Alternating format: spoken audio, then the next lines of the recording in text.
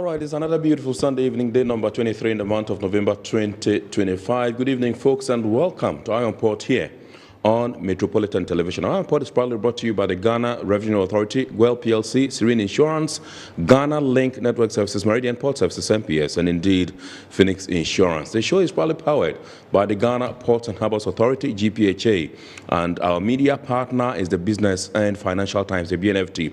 Now, if you want to have a grasp of all that transpired on the show tonight, make a date and grab a Thursday edition of the BNFT, and you'll be able to read all that happened here on the show. Tonight, we are streaming live on our social media pages. On Facebook, we are live at Ghana Ports and Harbours Authority.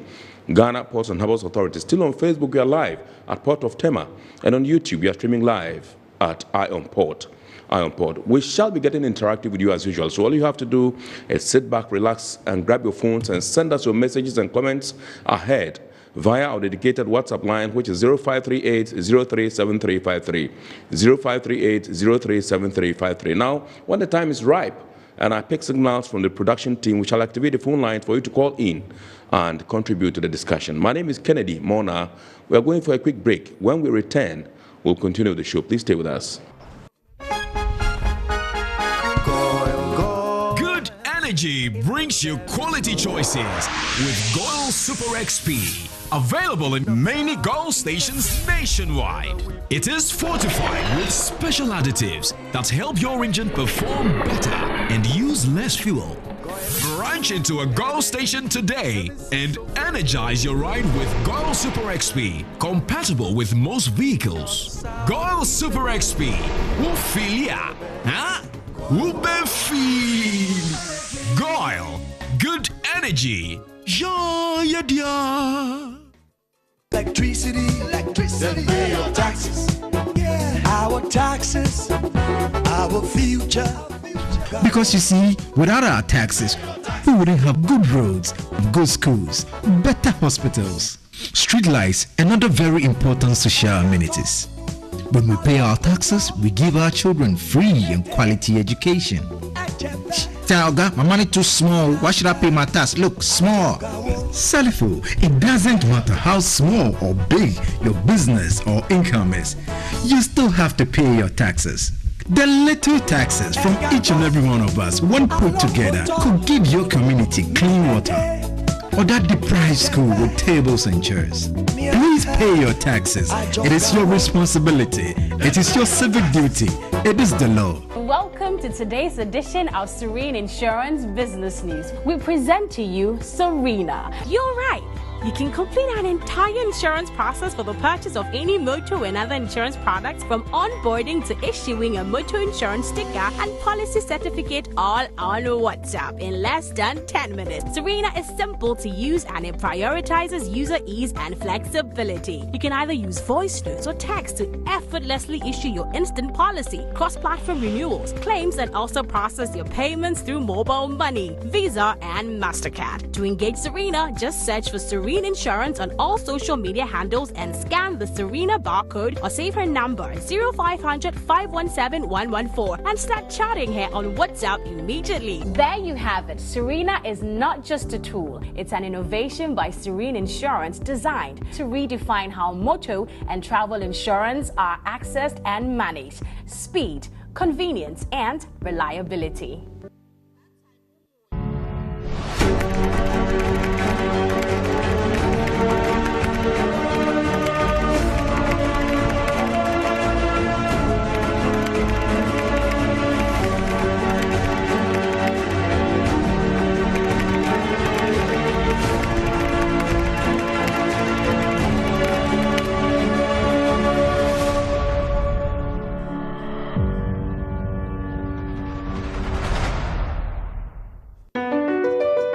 MPS Terminal 3 is Africa's new state-of-the-art container terminal at Tema Port.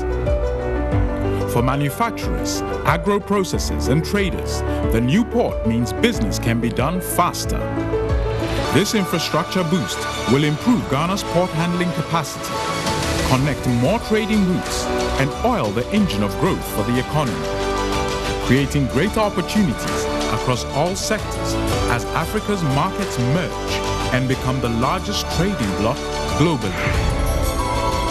MPS, we connect, you thrive.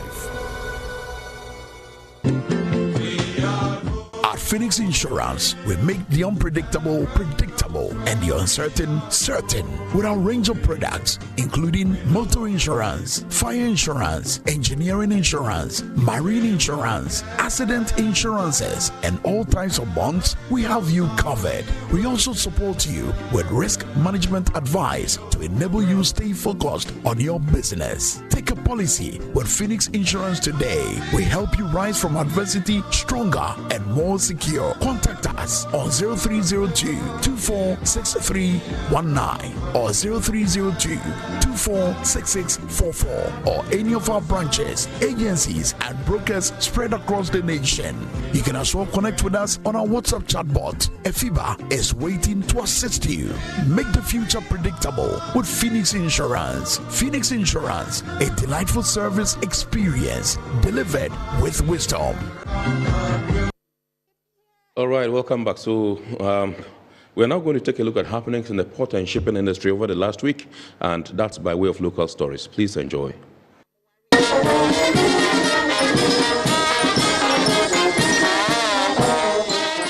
The Ghana Police Service has commissioned 4 new patrol vessels at the Tema Fishing Harbour as part of efforts to strengthen maritime security along the country's coastline. The new Avon-class patrol vessels, manufactured in Turkey, are equipped with modern communication systems and are known for their speed and stability. They form part of the government's ongoing collaboration with international partners, including the UN Office on Drugs and Crime, the U.S. Embassy, and the government of Japan to enhance law enforcement on Ghana's waters. In line with maritime police tradition, the patrol vessels have been named after distinguished former inspectors general of police. Each mother boat is paired with a daughter boat. The Minister for the Interior, Honorable Muntaka Mohammed Mubarak, commended the Marine Police for safeguarding Ghana's maritime resources. He said the new vessels will improve surveillance,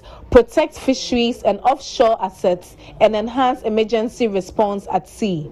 These new patrol boats will undoubtedly enhance the unit's operational capacity, enabling them to effectively patrol our waters, respond to emergencies, and prevent maritime crimes. These patrol boats will be used for a variety of purposes, including surveillance, patrolling, and rescue operations. This will enable our maritime police personnel to quickly respond to distress calls, prevent piracy and smuggling, and protect our maritime resources from exploitation. The Inspector General of Police, Christian Tete Yohunu, also stressed that the additional vessels will significantly improve maritime crime prevention and overall safety in Ghana's waters. These new patrol boats will undoubtedly strengthen our marine police unit's capabilities, enabling them to effectively patrol our waters, respond to emergencies and threats, thereby preventing maritime crimes to a large extent. This acquisition is a testament to the government's commitment supporting the Ghana Police Service with the requisite tools to guarantee the safety and security of our citizens. I would like to express my heartfelt gratitude to the Honorable Minister for the Interior, the government, for their unwavering support to the Ghana Police Service. Your leadership and vision has enabled us to take significant strides in enhancing our capabilities and improving our services. The IGP expressed gratitude to the Ghana Ports and Harbours Authority for providing berthing and housing support for the maritime police fleet. I would also like to extend my special appreciation to Director General, Ghana Ports and Harbour Authorities and his team for their support in housing and berthing our marine patrol boats for all these years until their commissioning date. We are grateful for the office space provided as well. Your support has been invaluable and we appreciate your partnership. Gateway Services Limited has commissioned a new FS6000 cargo scanner at the Tema port, marking a significant milestone in Ghana's cargo inspection regime and ongoing efforts to improve trade facilitation. At the brief ceremony, officials highlighted that the advanced scanning system will enhance operational efficiency, strengthen revenue assurance, and improve national security at the country's busiest port. Speaking at the event, the general manager of NIC Scan, Jojo Morrison, said the FS6000 will provide faster and more accurate scanning to support the Ministry of Trade and Industry's import management directives. He noted that the technology is expected to reduce clearance delays, minimize physical inspections, and cut costs related to demurrage and storage. And this scanner is not just a machine. Is a national asset that stands as a guardian of security and a catalyst for efficient trade. As a scanning company, we take pride in delivering technology that is fast and accurate, non-intrusive, which means requiring no unpacking, reliable, with high uptime performance, and is user-friendly, which is enabling smooth operations for customs and port personnel. Representing the Director of Port of Tema, Tebon Zuma Esquire, the General Manager in charge of port operations, Captain Ebenezer Gakpe, described the FS6000 as a strategic investment that will enhance efficiency and reduce the cost of doing business. He stressed that the scanner eliminates the long-standing challenge of transporting containers to external scanning sites, ensuring a smoother and more streamlined container flow within the terminal. The installation of this state-of-the-art container scanner heralds a new era in our port performance. All containers discharged at the quay can now be scanned before they are transferred to the scanning areas, thereby reducing congestion at Quay 1. This eliminates the need for containers to move for scanning, significantly reducing time and improving workflow. Again, with this new installation, it will eliminate double handling. Likewise, operational costs will reduce substantially. The commissioning of the FS6000 scanner is expected to significantly modernize port operations and reinforce Ghana's position as a competitive trade hub within the sub-region. The Ghana Revenue Authority on Thursday, November 20, 2025, held an editors forum at the Accra City Hotel as part of efforts to strengthen engagement with the media and improve public communication on its operations. The session, attended by editors and members of the GRA Press Corps, was used to discuss key policy initiatives to be implemented in line with the budget statement and economic policy for 2026. The Acting Commissioner General Anthony Kwesi Sapon revealed that the removal of the COVID-19 levy, e-levy and the betting tax, among other reforms, have been introduced to reduce costs to businesses and ordinary consumers. The fact that we are bringing automation to the whole process in 2026, which is the Physical and Electronic Devices Act. So what that will mean is that government will be working in partnership with private sector to invest in physical electronic devices, particularly for retail and service points. So as we buy and we pay the VAT, this will be recorded and this automatically will come to the back office of GRA. So we'll be able to have a real-time view of VAT that is being collected. He underscored the importance of sustained media collaboration in enhancing transparency and building public trust in the authority's work. We want to indicate that we really want to journey with you as partners because you are the light that is going to carry the message across for us. So we want to ensure that we are having this partnership and engaging regularly so that we can carry the message to the ordinary Ghanaian taxpayer. The program featured a series of technical presentations from key officers of the GRA, touching extensively on importation clearance, sustained tax education program, and the modified taxation scheme, detailing how the initiative is supporting compliance among informal sector taxpayers. The Income Tax Act 2015, Act 896, comes out with 3 categories of taxpayers. Business, those who earn business income, individuals who earn business income in the informal sector, are grouped into 3 categories. The first category is the presumptive tax based on installment. And the second category is the presumptive tax based on turnover. And others call it turnover tax in some jurisdiction. And the third category is the modified cash basis. And we want to move away from enforcement-led compliance. We want to get to the position where our taxpayers know why they are paying taxes, understand why they are paying taxes, and the process of complying is made easy. So we need your support in this direction. So if customs, you suspect that there's something untoward is going on somewhere, for instance, smuggling through unapproved route, you can report through the Commissioner General or any of the commissioners or to the AC Preventive.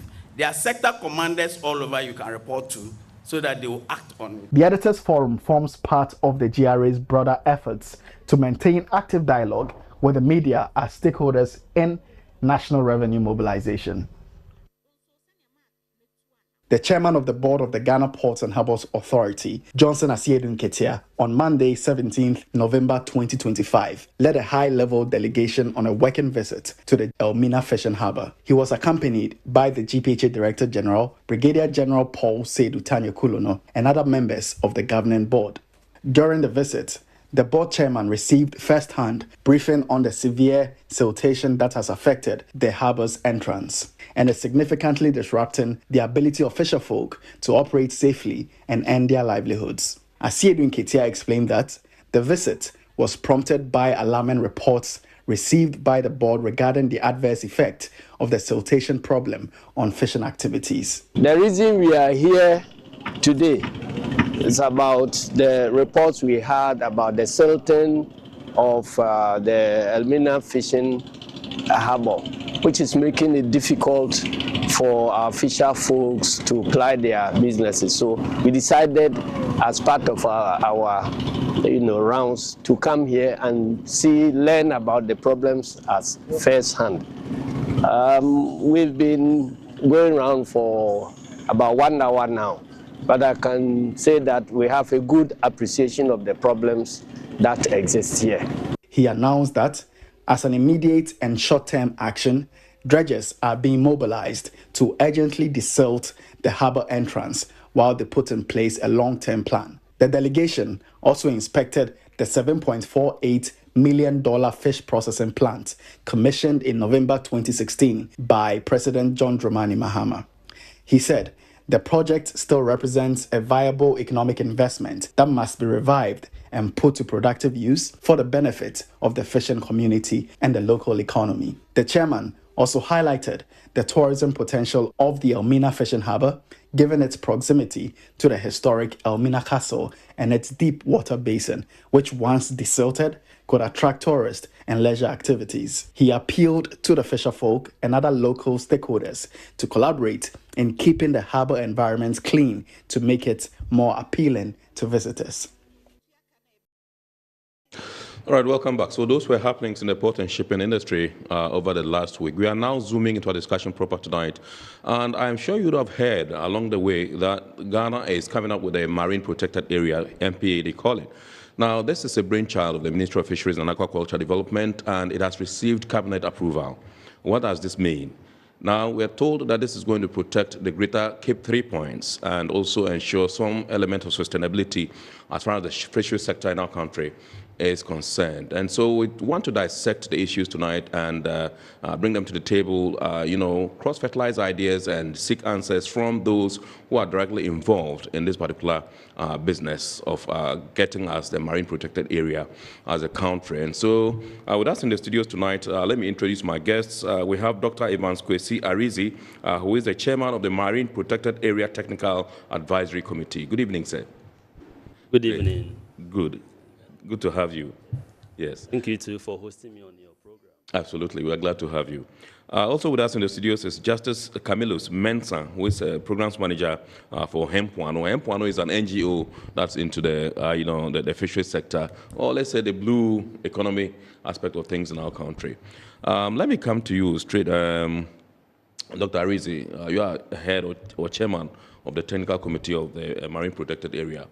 First of all, what does cabinet approval, as it were, of Ghana's first MPA, that's the Marine Protected Area, signify in terms of national fisheries policy and marine governance in Ghana? Well, this cabinet approval signifies an important milestone or landmark in the nation's effort to implement both international and national fisheries policies, as well as management plans in the pursuit of good fisheries governance in this country. It also demonstrates the government's political will to protect marine habitats, conserve marine ecosystems, restore depleted fish stocks, improve marine fisheries, and sustain livelihoods, not only in the greater Cape Trade Point enclave, but in Ghana as a whole. Okay, so let's take a look at the new Fisheries and Aquaculture Act, that's Act 1146-1146.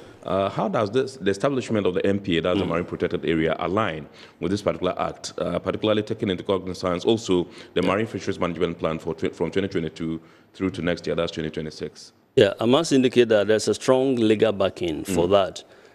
When you look at the act, there's the Fisheries and Aquaculture Act, as you pointed out, Act 1146.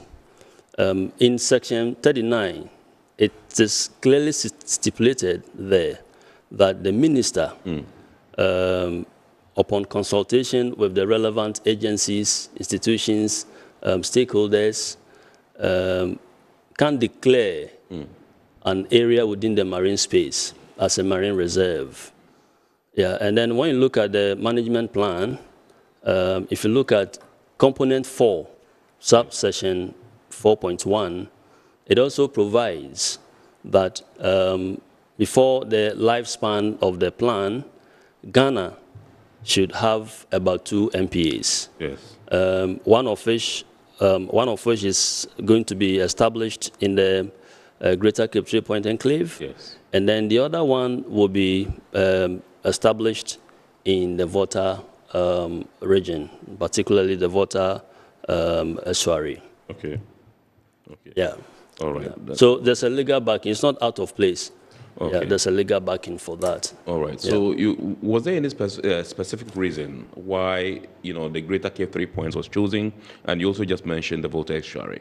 Yeah, let me indicate that the ministry commissioned a study, and in that study, it was even led by our own Professor Nunu.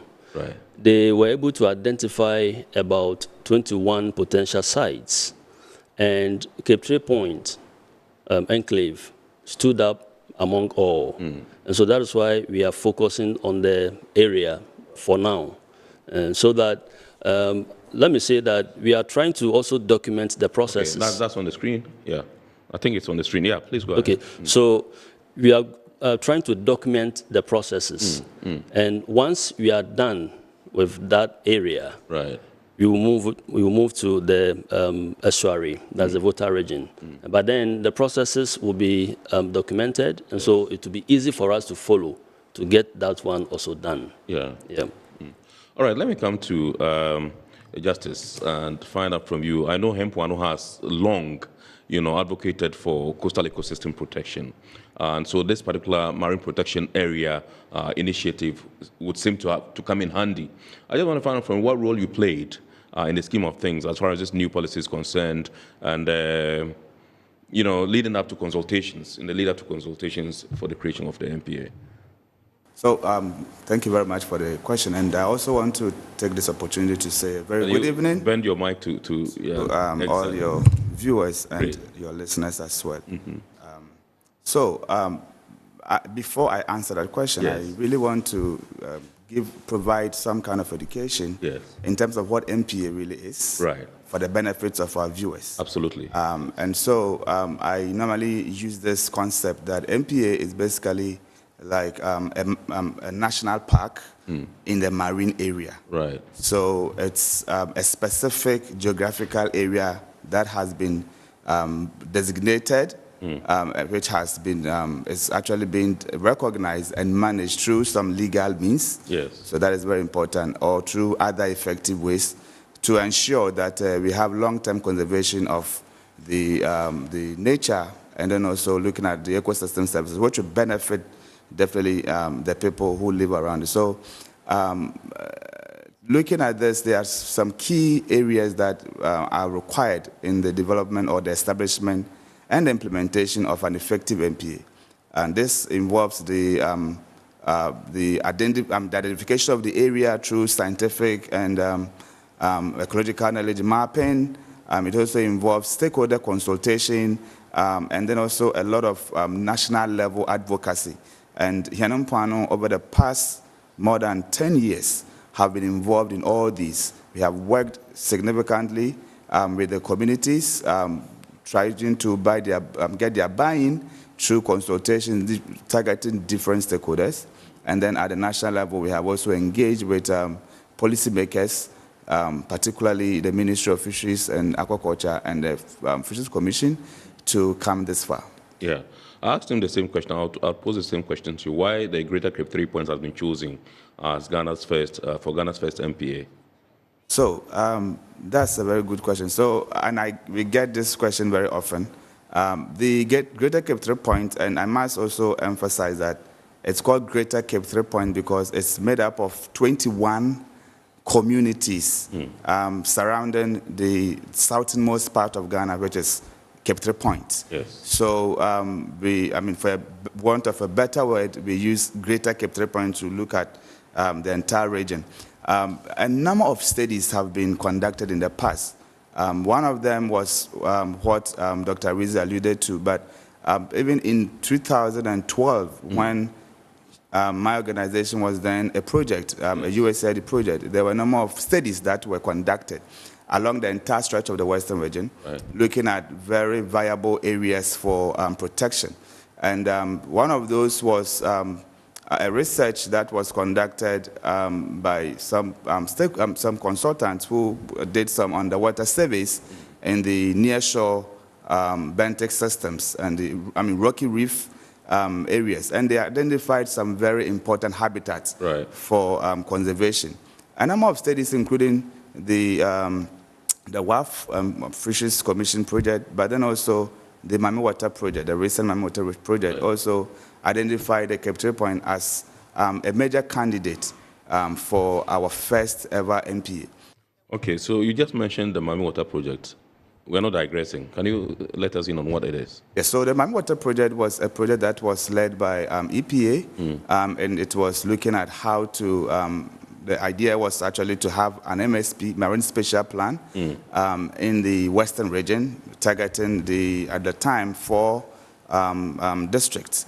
And so they did a number of work, looked at the benthic, the biological significance of the area, and then through their studies, they identified that this area, once we are looking at the MSP, Marine Spatial Plan is, identifying, allocating different uses for the sea, for the marine area. And they identified that the Cape 3 Point, offshore Cape 3 Point area is very important for marine protection and conservation. Right. Okay. Let me come to Dr. Rizi and find out from you what the ministry's expectations for the ecological and socio-economic outcomes of the MPA are. Well, let me quickly touch on the ecological impacts. Yes. We expect the MPA to contribute to the restoration of depleted fish stocks that is currently characterizing the place.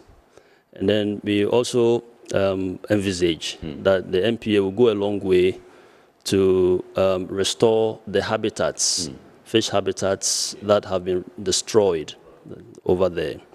And then we also expect that there will be fish in abundance in the area. That will go a long way to improve the fisheries output in the area, where the fishers can rely on the fisheries to boost their local economies.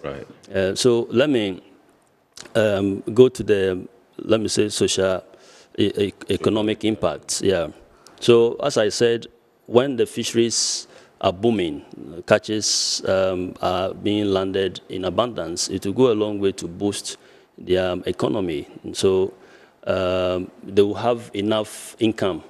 And then the MPA will also lead to ecotourism, where some people from outside Ghana may want to travel to come and have a look at the first ever MPA established in Ghana. And then it will also go a long way to reduce fish import into the country. In Ghana, we import fish a lot. And so when the MPA is established and the stocks are doing well, the stocks restore, and they are doing so well, it will go a long way to curb the import of fish into the country. So these are some of the few impacts that we are likely to see.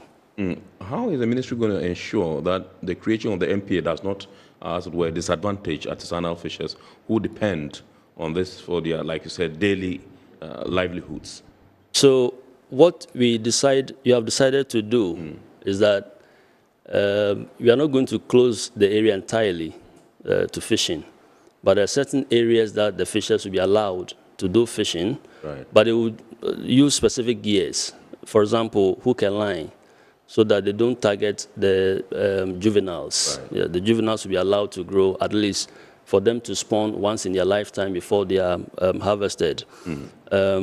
Aside that, the ministry will also try and then provide the youth or the people there with some vocational and technical skills so that they will have something to rely on.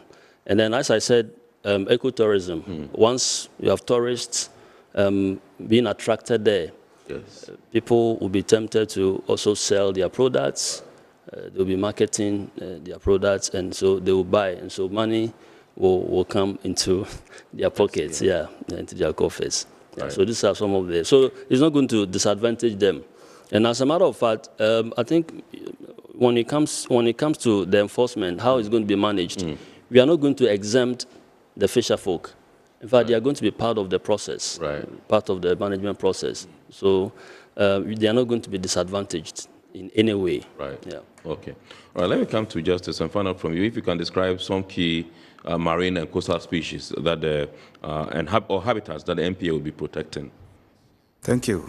So for that, I would say that, from what I already said, this area is known for its richness in terms of the species of fish and other, not just fish, but other important biodiversity, and I'll mention a few. So studies have shown that they have in abundance a lot of pelagics, and then also the demersal fish species. And you will realize that in Ghana, most of the fishes, when they set sail, they move towards the west. And it's because of the fish stock and also the habitat. So beyond the different fish species, the myriad species they also have very important habitats. And I'll mention the mangroves in the estuary. So the MPA actually is not targeting just the marine, but also the coastal ecosystems, including the estuaries and then the very important lagoons, like the Hone Lagoon. And these provide special habitat for fish, particularly the mangroves, which is mainly a place where fish recruitment is done, and a number of fish also are there for a while before they are back into the marine environment. So in the marine itself, there are also what we call the rocky reef. And I think we have seen some videos of that. This is actually where we have some very important vegetation and where most of the fish are found. And then in that same area are also the muddy substrate in between the rocky reefs, where we have a lot of fish activities, fishing and production activities also happening. Beyond the fish, like I said, there are also other biodiversity. We have a lot of cetaceans in the area. This area happens to be a migratory route for a lot of whales and dolphins. So around September, November, December, you see a lot of them moving in their numbers. And then there's also a lot of turtles, and we have a number of turtle nesting grounds in the area as well. Right. Okay, so Doc just mentioned the issue of monitoring, and he said the fisher folk are going to be involved in the process. I just want to find out from you whether you've gauged the level of acceptance and, as it were, cooperation from the fisher folk within these communities, and whether they are willing to get involved actively. Thank you. So I would say that for engagement, we have done quite a lot. For the past 3 years, we have been in the communities, engaged different stakeholders at different levels through different means, based on different plans that we developed for this activity. Of course, MPA is actually for the people, and so the people must be involved right from the beginning. And this is exactly what we have done. Outside our own engagement with the people, with the support of Fisheries Commission and MOFA, there was a recent visit actually by the minister, the current minister herself, to all these sites, in fact, all the 21 sites and beyond. And I should say that there was great acceptance generally by the people. But of course, there are some concerns that the ministry is looking at. And one of them is what you just, the question you asked Dr. Rizzi. These are clear concerns that the people have, though they are really expecting this MPA to be in place. Right. Doc, apart from monitoring, are there any, as it were, control and surveillance systems put in place to ensure that the area is actually protected and not encroached or violated? Yeah, so we are going to rely on monitoring, control, and surveillance systems owned by the Fisheries Commission and the fisheries here. And those are the Fisheries Enforcement Unit. So we are going to work collaboratively to monitor the activities within this area. Yeah. Okay, so if you can also tell us the level of cooperation between the Ministry of Fisheries and other organizations like NPWANO and all who matter as far as this particular initiative is concerned, because you are not an island, you must work with the other partners to ensure the realization or success, so to speak, of this particular initiative. Which are the other organizations you are working with, and what's the level of cooperation and collaboration? Well, I must indicate that the institutional collaboration has been very strong and is very desirable. For instance, NPWANO has been very instrumental in supporting this process. But if you look at this committee, the MPA Technical Advisory Committee, they have been sponsoring most of our meetings. They have done very well. And then you also have Bloomberg. They are also doing so well to support the process. And if you look at the even TAG is made up of representatives from various relevant institutions. You have EPA, Environmental Protection Agency. You have GMA, Ghana Maritime Authority. And then you have LUSPA, Land Use. Special planning. Yeah, they are part of the process. You have people from academia, myself. So the collaboration has been superb, and I like the way the minister has attached seriousness to this move. Yeah, so the collaboration has been good. Okay, so I have a similar question for you, and this is a community-led initiative. You mentioned that the Greater 3 Points has about 21 communities, and so they're going to lead the charge, as far as this particular initiative is concerned. I just want to find out from you how local government structures are being built or positioned, so to speak, to ensure effective management of the marine protected area. Thank you, Mr. Mone. So I would say that that has actually been done to some extent, largely. So for any MPA, there should be a management governance structure, so to speak, to manage the system. And so to do that, and of course, we can even start from the TAC. The TAC, as the Technical Advisory Committee, is actually at the national level, right. Supervising and advising the activities at the local level. Right. And I would say, I mean, in addition to what Doc said, the ministry is actually planning to bring all the different the different ministers who matter in the MPA together so that these discussions can continue. But at the local level, we have also developed a governance structure which involves every institution or every group within the community. And they are in 3 tiers. The first tier is actually at the local community level because we have 21 communities. And then so for each community, we have our 3 leaders who are steering the affairs. And these leaders represent the fishers, the processors, and the mangrove users. Right. They have another level, which is a cluster level, where people from this broad-based community platform have been elected to serve at that level. And then beyond that is another level where people from the cluster level have been elected, and these are all members of the community to serve with 12 other individuals from all the different agencies that matter. Right. And that is the apex level where most of the management and most of the decision level at the community and the site level will be taken. So this has been already designed and mostly activated and functioning. All right, I just want to find out from you, if you would share with us some experiences from some countries that have implemented community-based MPAs and how they achieved success. Thank you.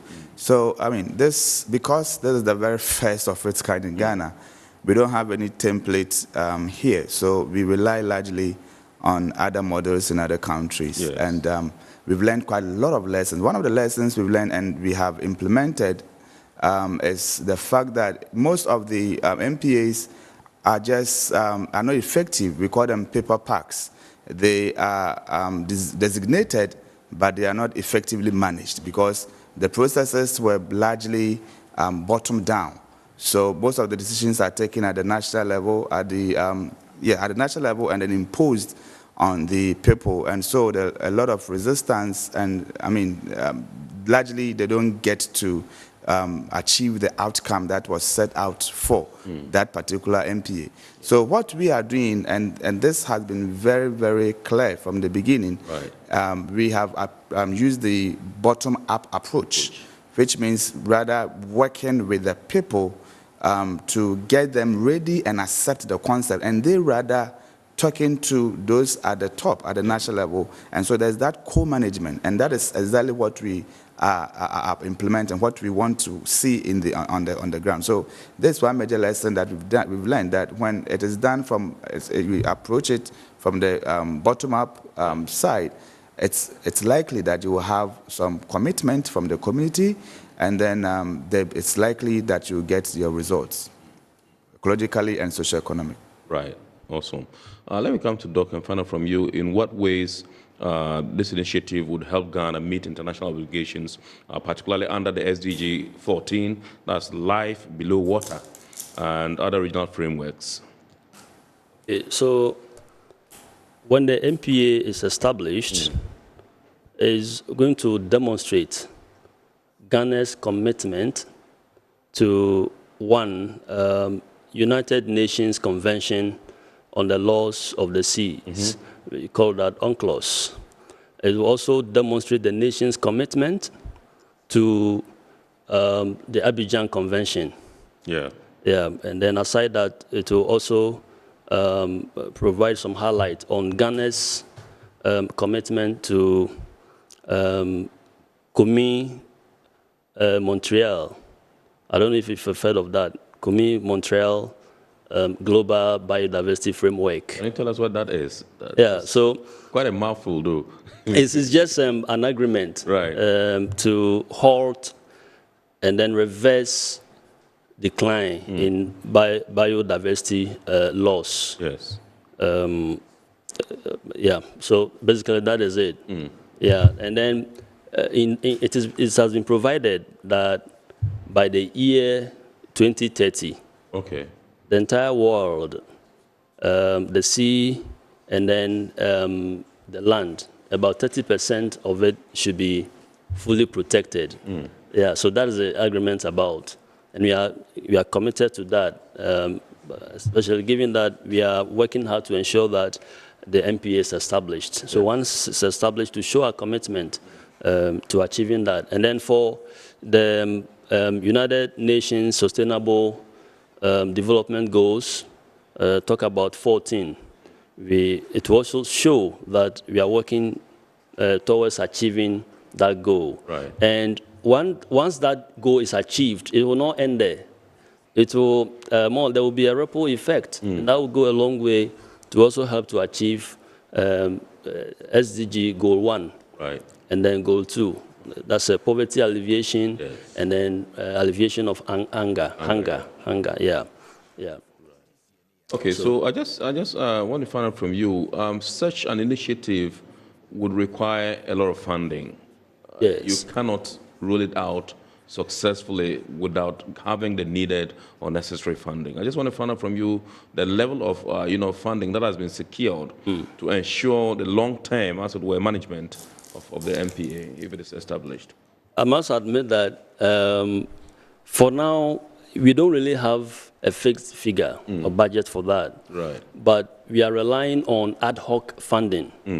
So as and when the need arises, if there's an activity that ought to be done, with the help of Yempuano and other development partners, some resources or financial resources are released to the ministry, and then they provide the needed logistics, and that activity is done. So that is how it has been. I forgot to acknowledge Ghana Fisheries Recovery Activity Project. In fact, they also they did something in the beginning. In fact, they were very instrumental in establishing the MPA tag. So they did their bid until U.S. How do you call it? Order came for projects to be abolished. And so we have been relying on ad hoc funding. And so far we have not been disappointed. Hempuano, I will say once again, kudos to them. They've done so well.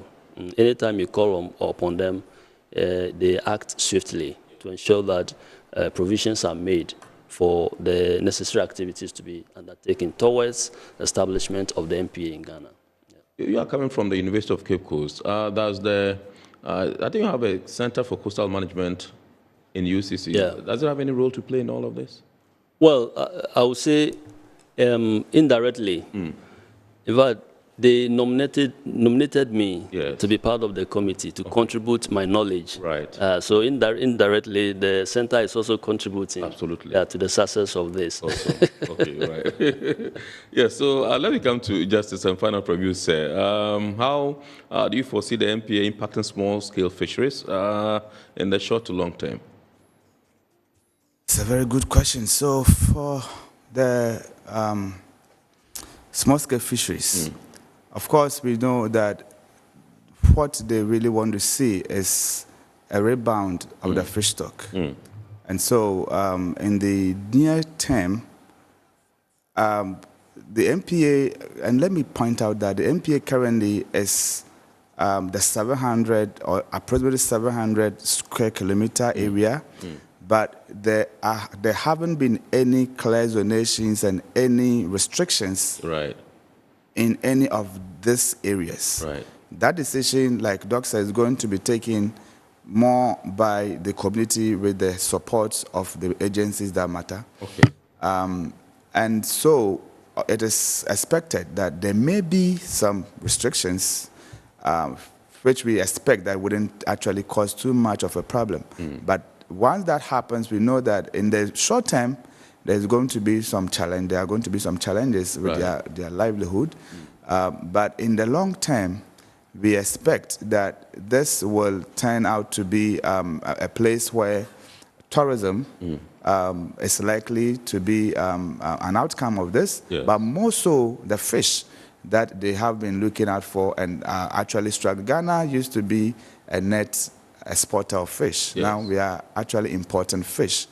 So hopefully the fish will be kind of a long-term impact. And then also the livelihood of the people as well, which is actually going to come through all these. But we expect that in the short term, there may be a little challenge, but hopefully in the long term, we will see quite some substantial impacts positively in the area and on the people, not just the MPA community, but the entire country, if it's managed well.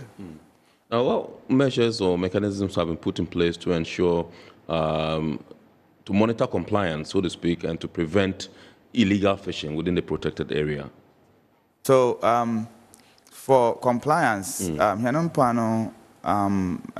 our tradition is that we believe in voluntary compliance, which means that we provide enough education with which people decide to do what is right. And that is something that we have started, and with the help of the Ministry and Fisheries Commission, we have done this over a long time. But we also expect that there may be some people who are just recalcitrant and would want to actually do what is not accepted.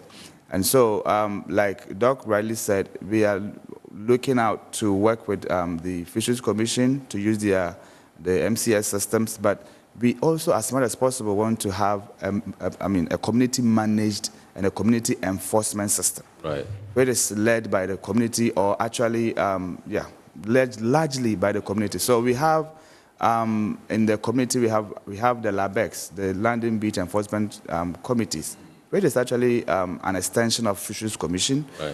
We have about 6 now in the stretch, and then we have also established what we call the Community Monitoring Team, which will be working with the LABEX and the agencies, the FEU or the Navy, to do the enforcement and also for reporting. Currently, the MP has not been established. So these are arrangements that have been made, so to speak, so that once it is established, then this will be rolled out. All right. Thank you very much indeed. This is our report here on Metropolitan Television, and tonight we are taking a look at Ghana's first marine protected area, MPA. And like I said in my preamble, this has received cabinet approval and is billed to be rolled out in 2026. That's next year. When we return, I'll be finding out from Doctor and then Justice when exactly in 2026 this is going to kickstart. And so we're taking a look at the dynamics involved as far as this particular initiative is concerned, what benefits would inure to the generality of the Ghanaian people, particularly those within the catchment area, the Greater Cape 3 points. Remember, Doc in his submission earlier also indicated that there's a second phase that will be rolled out, and that's in the Volta region or the Volta estuary. And so this is a topic we're discussing tonight. Please do stay with us. We're going for a quick break. When we return, we'll share your messages with the rest of the world. And if you have any questions bothering you, we will be more than glad to activate the phone lines for you to call in and contribute. Please stay with us.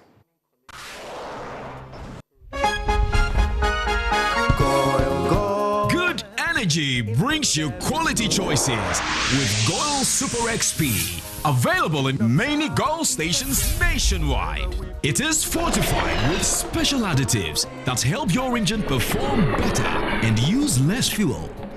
Branch into a Goil station today and energize your ride with Goil Super XP, compatible with most vehicles. Goil Super XP. Wufilia. Huh? Wubefi. Goil. Good energy. Ja, ya, dia. Electricity, then pay your taxes. Our taxes, our future. Because you see, without our taxes, we wouldn't have good roads, good schools, better hospitals, street lights, and other very important social amenities. When we pay our taxes, we give our children free and quality education. Talga, my money too small. Why should I pay my tax? Look, small. Salifo, it doesn't matter how small or big your business or income is. You still have to pay your taxes. The little taxes from each and every one of us, when put together, could give your community clean water or that deprived school with tables and chairs. Please pay your taxes. It is your responsibility. It is your civic duty. It is the law. Welcome to today's edition of Serene Insurance Business News. We present to you Serena. You're right. You can complete an entire insurance process for the purchase of any motor and other insurance products, from onboarding to issuing a motor insurance sticker and policy certificate, all on WhatsApp in less than 10 minutes. Serena is simple to use and it prioritizes user ease and flexibility. You can either use voice notes or text to effortlessly issue your instant policy, cross-platform renewals, claims, and also process your payments through mobile money, Visa, and MasterCard. To engage Serena, just search for Serena Insurance on all social media handles and scan the Serena barcode or save her number 0500 517 114 and start chatting her on WhatsApp immediately. There you have it. Serena is not just a tool, it's an innovation by Serene Insurance designed to redefine how motor and travel insurance are accessed and managed. Speed, convenience, and reliability.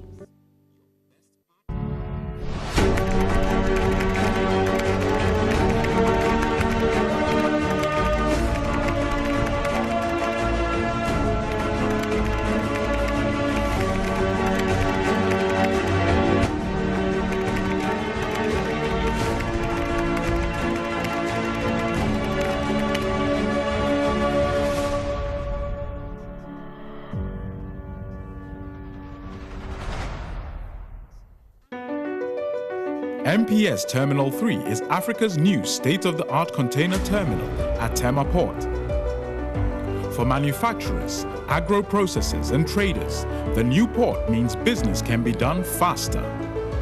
This infrastructure boost will improve Ghana's port handling capacity, connect more trading routes, and oil the engine of growth for the economy, creating greater opportunities across all sectors as Africa's markets merge and become the largest trading bloc globally. MPS, we connect, you thrive.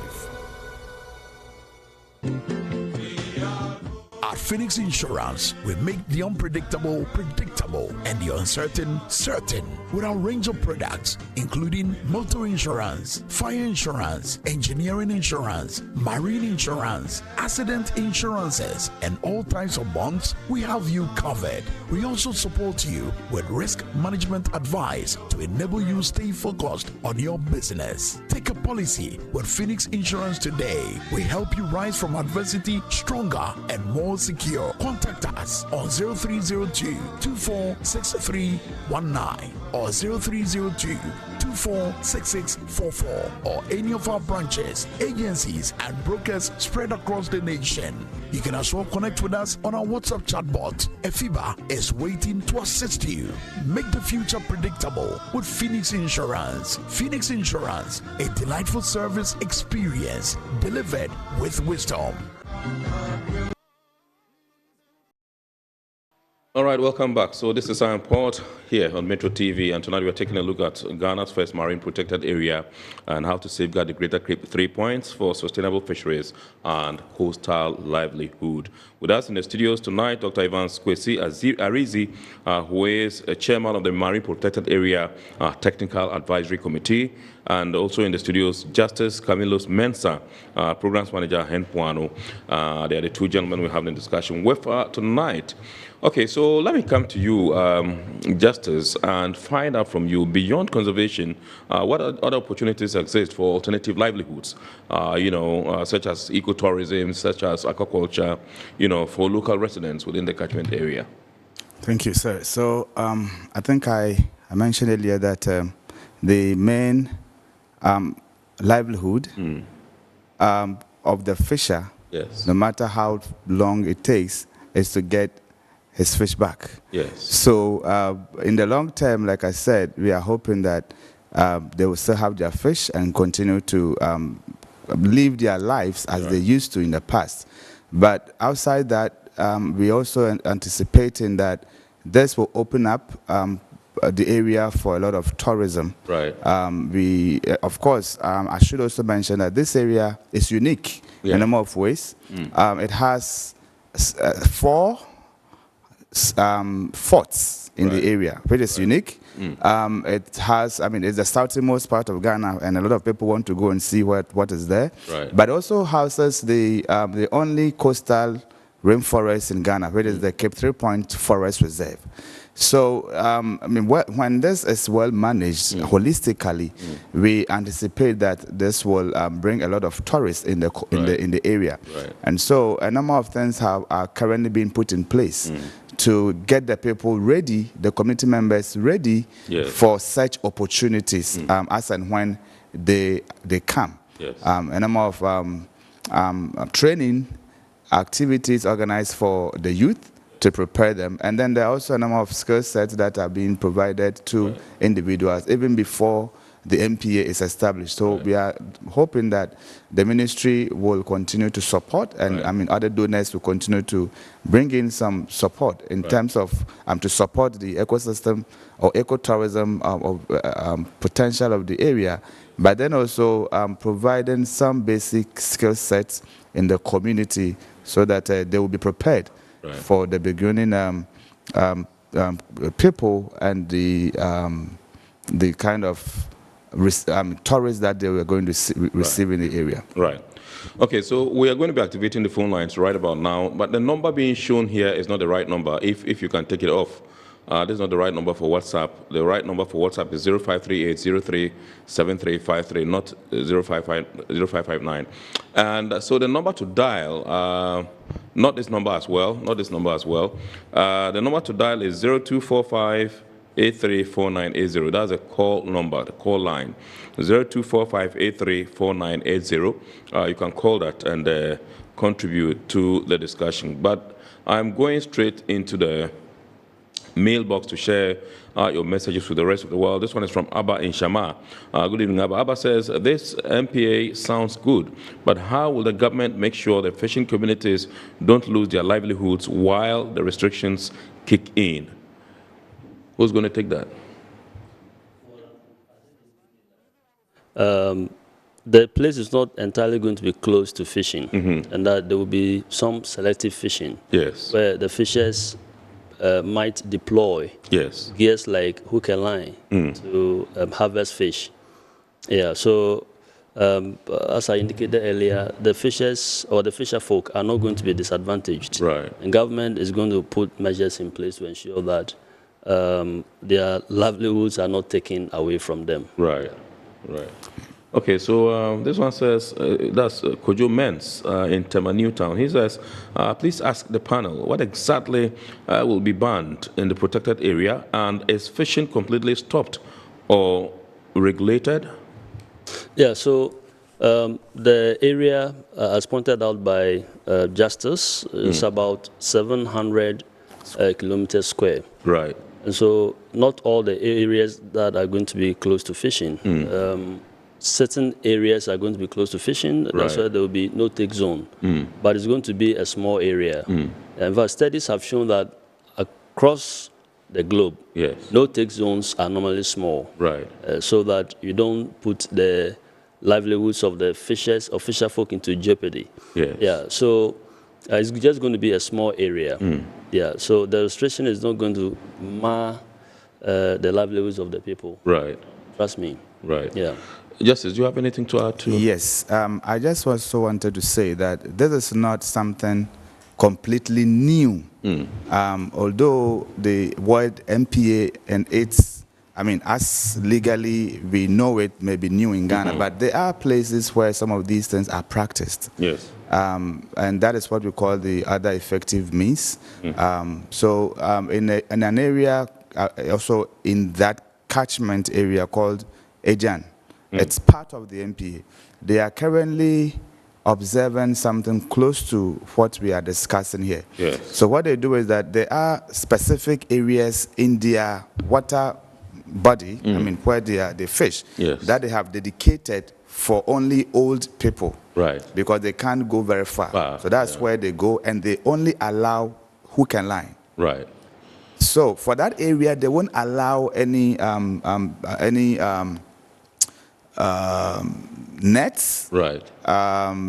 Pest or whatever, those ones that are destroying the habitat as well. The beach seine, and those ones. So what we are looking at, and like I said, this will largely be determined by the people, and Right. so they want to do something that will not actually be to their own, their own disadvantage. Right. But we are looking at something that will prevent some uses, some illegal or some unlawful ways of doing things in the area. Right. And we believe that with that done, with some scientific underpinnings, for example, the no-take, which could be done according to what they say and what the science says, then we are hoping that once the fish and the habitat are able to, they are allowed to follow, we are supposed to see some rebound in the near future. Right. I'm curious here, Doc. Can you draw the dichotomy between the closed season that we know and then the marine protected area? Okay. What's the difference? All right. So closed season is about a period of time where fishing doesn't occur. Right. So there's a ban on fishing, and it's about time. Right. Time. Whilst MPA is about area. Right. The area is close to fishing, so where nobody goes there. So regardless of time, nobody goes there to fish. Okay. All right. Those are the difference. Okay. All right. So Selassie in Keta says, we've seen many policies fall because of weak enforcement. What will actually enforce the rules in this community-managed MPA? All right, thank you very much. So I should say that, there are a number of management measures, and working together with all these, we see a rebound. Right. And like I said, most of these things have happened in an approach that did not quite involve the people, especially in other places. We anticipate that with the consultation of the people, and also the management approach that we want to use, where the community themselves will happen to lead most of these. And if they also, and once they understand the concept and how this was going to actually increase their pride in the area, along the entire coastline, we are hoping that this enforcement will be more from the community and with a support from the national level. Right. And the difference between a blanket enforcement and an MPA is that for the MPA, you are looking at a specific area, right, and you have some control over space. For the entire country, it's very difficult to spread the resources thinly across everywhere. But in that MPA, it is, and for the purpose of our viewers, this is a near-shore MPA. Yes. And the boundary, the southernmost boundary is coterminous to the IEZ. Right. So it's not too far, it's about 6 nautical miles. So we are expecting that the people themselves are able to see where things are happening. Right. And together with the national authorities, we're able to enforce the laws within the NPA, though we could not do it outside. Right, right.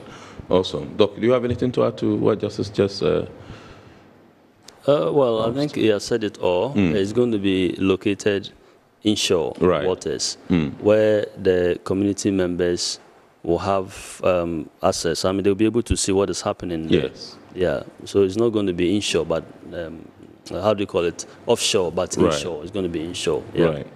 Okay, so Kobe in Accra says, please ask, how will they measure if the MPA is actually working? What indicators should the public look out for? Okay, so at some point, you'll be conducting regular surveys, scientific surveys, to estimate the fish biomass, or you can call it eco biomass in the area. Okay. So that will tell us whether the population is growing, the fish population there is growing or not. Yeah, so there will be regular scientific surveys there. All right. And then aside that, those fishes around, of course, when there is abundant fish in the area, when they go fishing, the periphery of the area, I'm sure they will come home with a lot of fish, and that will be a testimony that it actually worked. Is working. Okay. Yeah. All right, let's take a look. Let's go online and welcome Kwame, who's calling us all the way from Takoradi. Good evening, sir. Yes, very interesting program. But we close to the area, we are wondering when the program will start. When exactly will it start? Can you please speak up a bit, sir? We want to know when the program will start. Yes, absolutely. 2026. I'm also eager to hear that. Yes, that's true. Thank you very much, Kwame. Yes, I said I was going to ask you. I wanted to save that for the last, but since Kwame has brought it up, yes. I'd wanted to quickly add something to what Doc said in terms of how to measure. Right. So, I mean, every MPA requires some clear objectives. Right. And it should be based on some indicators. Right. The ecology is a big part, but the socioeconomic too. So some baseline information have been collected. Yes. And so as time goes on, like you said, there's going to be both the ecological and the socioeconomic. And that, of course, will let us know how things are changing. Yes. All right. Yeah, so let me quickly come in. Okay. We wanted to know the contributions Center for Coastal Management. Yes. As a matter of fact, they've already sponsored 2 students in collaboration with the GFRA. Right. They sponsored 2 students to conduct studies there. So those are the baseline studies. Yes. To what Yampuano also. Right. Okay. Yeah. All right. Great. Okay, so this one says, good evening. Good discussion. I would like to ask the panel, how do they plan to address the issue of waste management within the MPA area? This one is coming from Nati, my good friend, Engineer Nati, so to speak. Yes. Okay. Could you repeat that? Waste management. Yes. How do they plan to address the issue of waste management in the within area? The MPA area? Oh, okay. So, during the just recent conference, yes, chief fishermen and then fishmongers, I listened to President Mahama when he was delivering his speech. He said something that was of interest to me, and I was happy he made that statement, that they are going to employ people to clean our beaches. Yes, so even the young ones of the fishers, they'll be employed to tidy up the beaches. And so for waste management, it's going to be done, properly done. Yeah, because even as part of the education, they're educated on that. To do that. And then we are also trying as much as possible to prevent illegal gold mining in the enclave. Okay. Yeah, awesome. So as to stop the people from polluting the waters in the enclave. Okay. Yeah. All right. So we'll come back. We are going back to Takoradi. When we come back, we'll answer Kwame's question about when the program is going to start. And we have Philip also from Takoradi calling in. Good evening, sir. Good evening. Awesome. Please, can you speak up a bit? Okay, good evening. Great. Good evening, sir. Please go ahead. Yeah, okay. So thank you very much. And I'm happy to receive a great education from Dr. and also my boss, Justice. Right. Quick one. I want to find out, in their delivery, they made mention of about 21 communities within the Greater Cape 3 points who are implementing or supporting the implementation of this first ever MP. Yes. But you know, as artisanal fishers, they are more of the ownership to the fishery zone. And once these 21 communities are the one who are being engaged, there is some sense of ownership. Right. So in situations where they feel like they were the ones who initiated the process or supported the process in terms of declaring the first ever MPA, and they own to that area in terms of fishing, and they might prevent other communities or other fishers from the other regions, let me put it outside the Western region, from even fishing there. And there might be some sort of agitation. So what are some of the measures that are being put in place to, in terms of curb some of these issues in case they envisage a potential threat like this coming up during the implementation of such a great initiative in our fisheries sector? Right. And my regards to Justice as well. Thank you very much. Thank you very much indeed, Philip. A great one. Yes. Who will take it first? Okay, so which question should we go?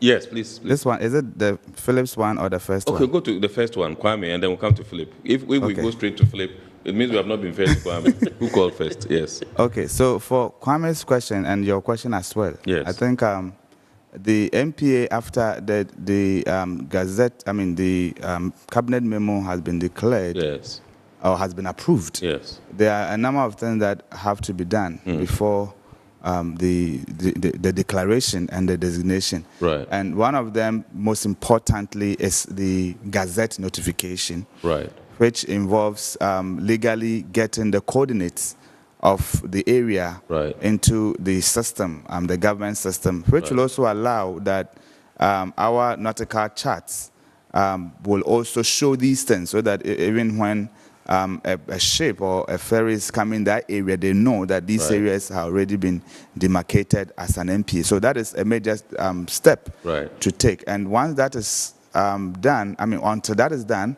it will be difficult to declare. Then there are a few other things that need to be done. I don't know if Doc would want to allude to those ones. Yes, so for example, I mentioned that we need to have an engagement. The minister will meet with other ministers to kind of hone down the message more to them, to get their buy-in, which she has already started. But then we also want to have, and this one partly addresses what Philip said. Most of the work we have done have involved the communities, the MPA communities. Now, and it was for a reason, because it's a bottom-up approach. Absolutely. Currently, we are planning, and we have plans to expand the negotiation and the consultations more and more towards, outside the area. And so we are also going to have the non-state actors engagements, which will also bring in all these fishers, all the tourism industry players, and all those traditional authorities as well outside the area, to get them also involved in this. A few other things, and then this. So we are hoping, and according to I think the minister's brief, we are hoping that this will happen somewhere early next year. Yes. Early next year. So maybe the first quarter of next year. Okay. So hopefully. First quarter of next year. Yes, hopefully. Okay. All hopefully. Right. Yeah. Tentatively. April, you are kickstarting. Hopefully. All right. Hopefully. Okay. Sure. Fingers crossed. We want to have it earlier. Okay. We want to have it earlier, but it's possible that it's going to be the first quarter. Hopefully. All right. Okay, so you want to have a bite at Philip's question before? Yes. It was a very great question. And so, of course, they being the right owners, it's important that they also are given some recognition. Right. But of course, that should not also prevent others from also having a bite of the national cake, so to speak. Yeah. So what we are doing is that we have a number of things that we have developed, including the communication strategy that handles some of these and how they have to communicate some of these things to the people. But most importantly, the management plan is what will deal with this more and more. Okay. But the management plan is where they are going to define what will be done where, who benefits from here and who benefits from the other side. And as much as possible, because they are not the only people on the management, on the committee. The committee involves it's a 50-member committee. 3 of them are community members, and the rest are also from different agencies. So it's likely that they will also advocate more and more for the people outside. Right. And their voices will be heard as well. Right. Okay. Yeah, so to add to what my brother has said, the water, or let me say the marine waters, it belongs to all of us in Ghana. Yes.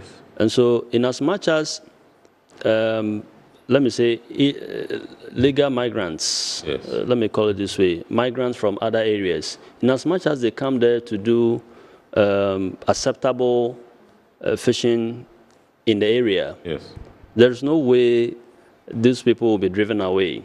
Yes. Yeah, and then I don't think there will be issues. After all, even these fishes, they have been migrating on let me say, occasional basis. During the season, they migrate to other areas to fish. So I presume they know themselves. Yes. And so in as much as they go into the area to do legal fishing, I don't think there will be issues. Right. Yeah. Right. Okay, so this one, Ato Adrich, he says, I want to know how will, I think he wants to say, how will the fish be kept in that area and not migrate into hostile waters? Oh, okay. All right. So, of course, you have what is called spillover effect. At some point, when the fish is there in abundance, some will migrate to other areas, especially the fishing grounds, to be exploited. But mind you, there are several rocks in this area. And so the fishes use such areas as their habitats. Okay. You have most of them being concentrated there. Yeah. Yeah, so, and then you also have bottom dwellers.